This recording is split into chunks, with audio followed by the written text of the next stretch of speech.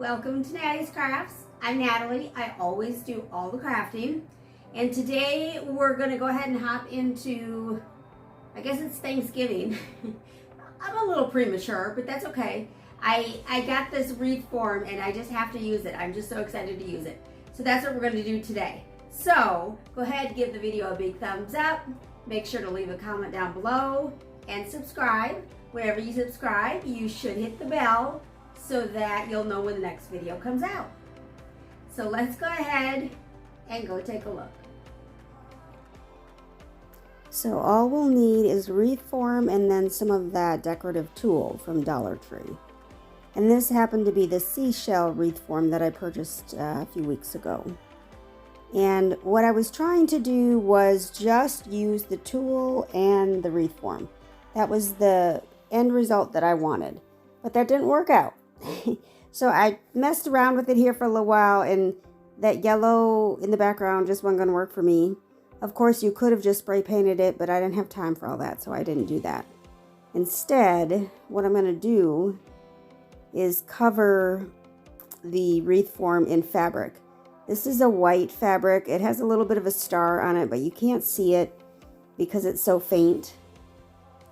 And I must apologize for my speaking. I'm going to have to take a lot of deep breaths, and I apologize if you hear any of that. I apologize. So what I'm going to do is just glue the cloth onto the wreath form, and it has to be fairly tight in order to keep the wreath form shape.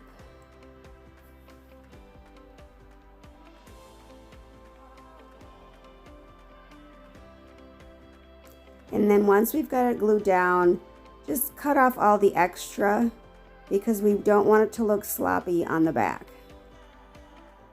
And then wherever it was cut off, there might be some little gaps and such. So I just went back and glued those spots again. And then once we're done, it'll look like this. It'll be nice and tight and fitted. And the back looks good. So we are ready to move on. So what we're going to do next is take our decorative tulle and wrap it around the wreath form.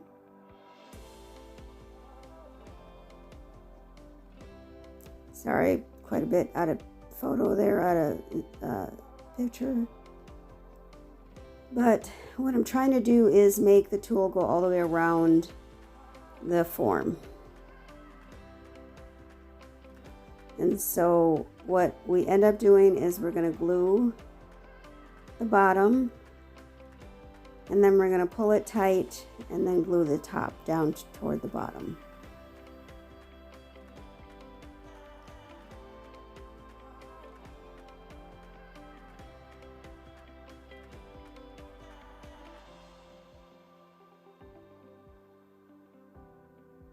And if you have your little pink fingers from Dollar Tree or a spatula or something, that would definitely help, because obviously the tulle, the glue obviously goes right through it.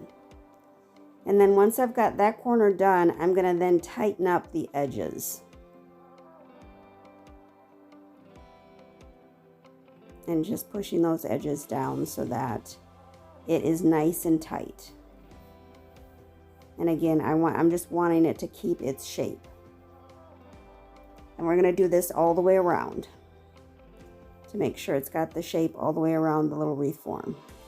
So when we're done wrapping it and tightening it, this is how it's going to look.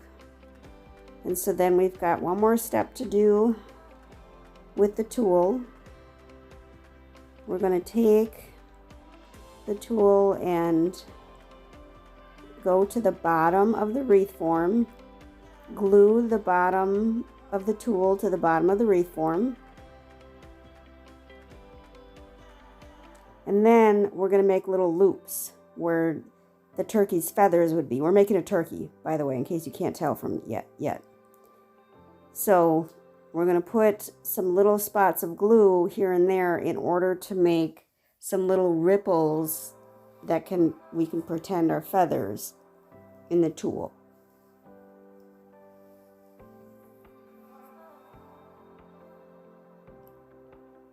So there, we're just making a little ripple, kind of bumping it up a bit. And I am putting it off to the side a little bit so that the turkey looks like some feathers are going to the left and others are going to the right. That's what I'm wanting it to look like. So that's why I'm doing it kind of a little bit sideways.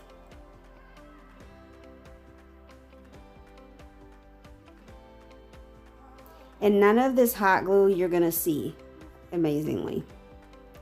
So that's what I did for the whole turkey, is just made those little bumps. Now we have to make the actual shape of the actual turkey himself. So I just went to Google and I searched turkey body. And this is the one I found that I like the most. So this is the one that I'm kind of copying. It was an actual printable, but I didn't have time to turn on my computer and print it out and do all that extra. So I'm just going to make it. And it's got to be out of cardboard because it has to have some substance to it. So I cut out all the pieces and then I painted all the pieces. And then I'm just going to put some life into the pieces next. And then we're just going to tape, or not tape, we're not taping. We're going to glue all of the pieces onto the turkey head. And that little round piece, that's his little fat body. And then put his little eyeballs on. And this is where you can kind of make it your own, make it look however you want it to look. And then we're just going to glue his head onto his eyeballs. And then he was too low, and so I had to add these Jenga blocks. And these are actual Jenga blocks, so they're pretty thick. So I added the Jenga blocks so that the turkey would sit up a little higher off of the feathers, or off of the ribbon. And then we're just going to glue him to those Jenga pieces. And this was at night when I finished this, so I apologize it's so dark. You'll get a better view in just a second here when the light changes. But there he is. And there are some highlights and such that I still want to do. But he's cute. And he's got his little feathers. He's got his little fat body. I also wanted to add the word welcome because I always do that, either welcome or hi, on my wreaths. So now it's story time. So I don't do story time very often because that's not why y'all are here. But I have to share because some stuff is going on and whatever. So my health, I have, been taking medication for my hands for quite a while. And it was okay. My hands still hurt daily, and then I'd have flare-ups that would be really bad. And so I came across a new rheumatologist who was referred to me by a neurologist that I saw. And the neurologist was more into, let's fix the problem, let's not just give you a bunch of medicine. He gave me some workout to do with my hands and didn't want to subscribe me any more prescriptions. So we didn't get any medicine. And then when I saw this new rheumatologist, he was kind of on the same wavelength where we're not going to give you a bunch of medicine to mask problems. We're going to figure out what's wrong. He switched me to a different medication than what I had been on for probably about a year and a half now. And within the week, my hands stopped hurting. My hands look like normal people's hands now. They feel like normal people's hands. I still don't have the dexterity or the strength back yet, but I can make a fist, which I couldn't do for a long time. Because apparently I'm going to run around and hit someone, I don't know. But I couldn't make a fist, and now I can.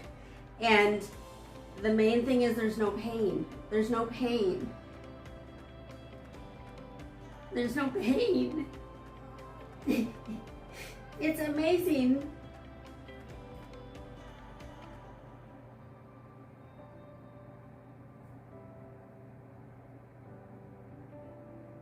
Because I have prayed for at least a year and a half to just stop the pain, because it was a debilitating pain that made everything difficult, and I didn't want to do anything because everything hurt. And this medication, I have no pain.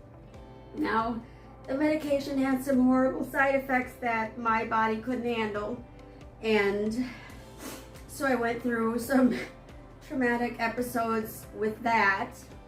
So I did end up only taking the medication for, I think, I don't know if it was maybe 3 weeks, and I did have to come off of it, but I still have no pain.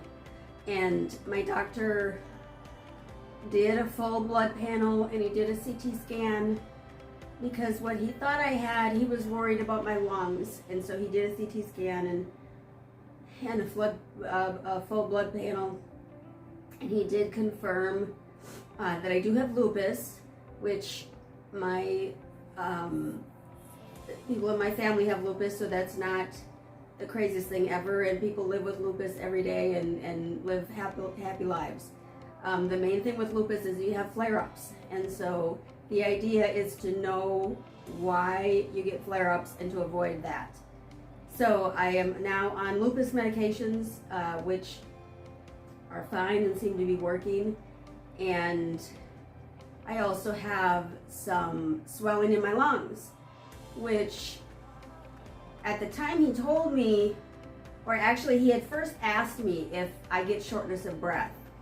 And recently, over the course of the last, I don't know, 2 months or so, I have, and it's become harder because I walk my dog and we, walk at a brisk pace, and it had become harder and I was breathing harder and, the whole thing. And so I told him I did, and so he did the scan, and so he did see some inflammation on my lungs, and he didn't think it was bad enough that we needed to do anything per se, but he said if my breathing gets worse that I obviously need to go in, obviously. And so I'm at a point now where I lose my breath quite often, and it's hard for me to walk. It's hard for me to get from one place to the next, because it's not because I can't breathe, because I can breathe just fine. I can talk fine. I can breathe fine. It's just harder. It's almost as if you have a little, like something sitting on you, and it's compressing you. And so I feel like I'm having to breathe through that. Like, it's interesting. It's a strange feeling, and it makes life a little bit more difficult. It doesn't hurt, which is important for me and all the pain I've been through. But that's the main thing right now, is just to figure this lung thing out and make sure I'm all safe there. So I just wanted to share that with you all. Some of y'all care, some of y'all don't. Some of y'all don't know what the hell I'm talking about. All that is fine. And I apologize for missing last week's video. I literally slept for, I believe, 16 hours that Saturday before I normally make my video. So I slept for 16 hours on Saturday, and on Sunday I slept for about 12 that day.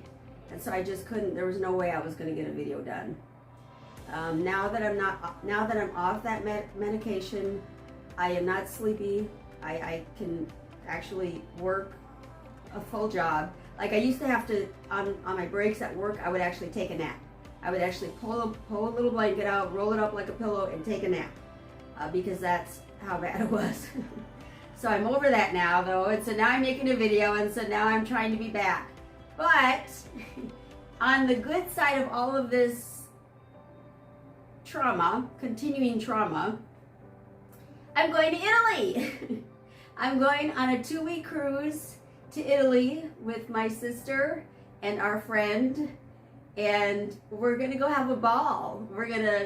We are actually going to Paris first, and we're gonna spend like a day and a half in Paris, and then we're gonna fly over to Italy, and then we're gonna take off on our 10-day cruise. It's a 10-day cruise that we're actually on the boat and making stops, and I'm so super excited. I am so super excited.